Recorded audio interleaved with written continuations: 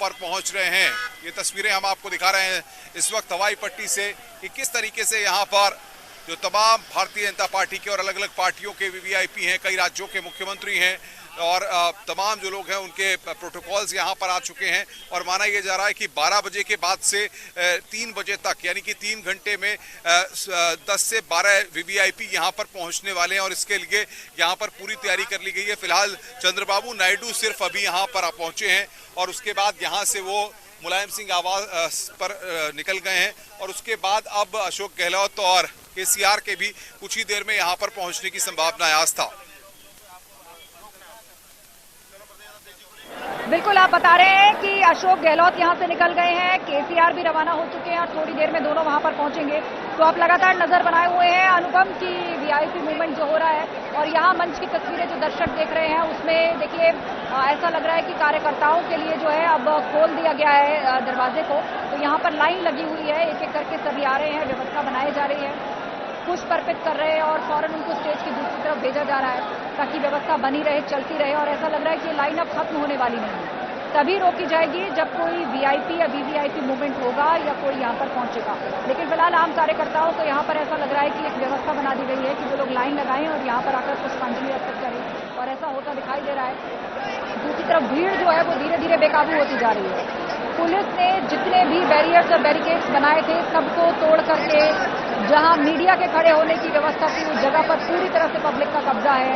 बस स्टेज के नीचे थोड़ी सी जगह बाकी है जहां से हम ये कवरेज कर पा रहे हैं और वहां पर भी लोगों के पहुंचने का सिलसिला शुरू हो चुका है।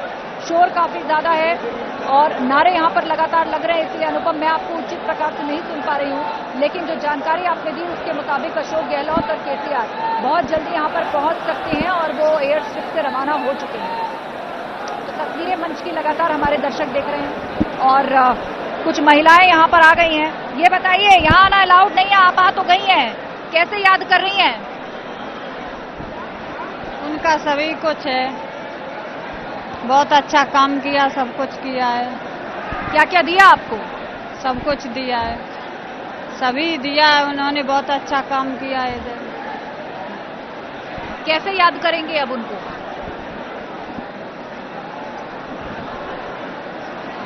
आंखें भर आती दिया, गांव के नेता थे, चाचा थे, अब तो सब दुनिया चली गई, बिना के पीछे दुनिया चली गई, अब कुछ नहीं रहो बिना के बिना।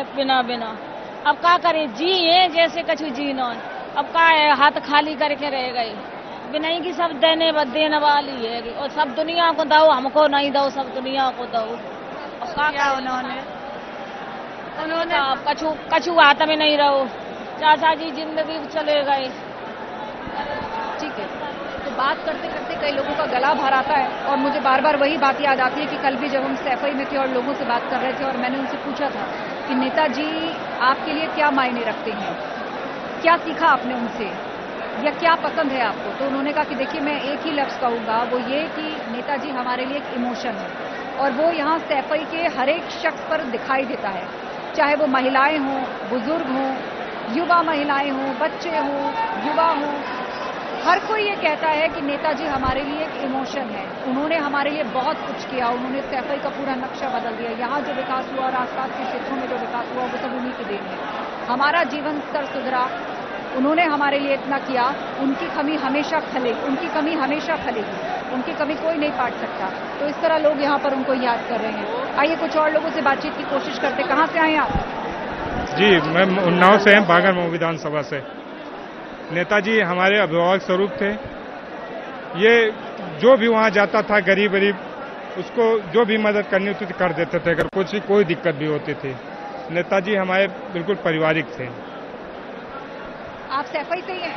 जी, मैं देख रही हूँ कि आप कई घंटे से यहाँ पर खड़ी हैं और लगातार स्टेज पर टकटकी बांधे हुए, कब तक रुकेंगी यहाँ पर? मैं फिलहाल वैसे सैफई से हूँ, बट मैं यहाँ थी नहीं, मैं दिल्ली थी।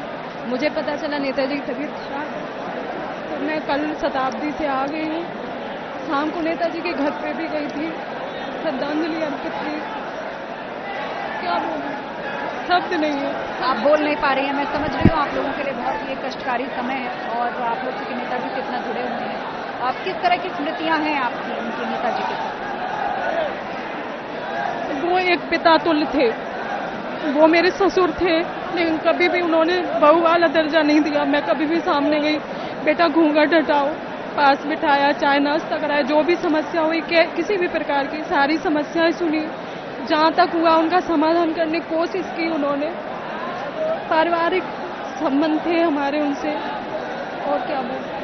तो पूरा सैफई ही उनको अपना परिवार मानता है। आपने भी कहा हमारे लिए पितृतुल्य थे, ससुर थे, तो एक रिश्ता सा है, मतलब नेता से पहले एक रिश्ता है उनके साथ। यस, वो मेरे ससुर जी थे। मेरे पिताजी जो मेरे ससुर थे उनके सगे मौसाते भाई हैं जी। आप रिश्तेदारी में ही हैं? हाँ, मेरी रिश्तेदारी भी है, और हम सैफई में ही 2 सिस्टर थी, उनके सगे मौसेरे भाई थे।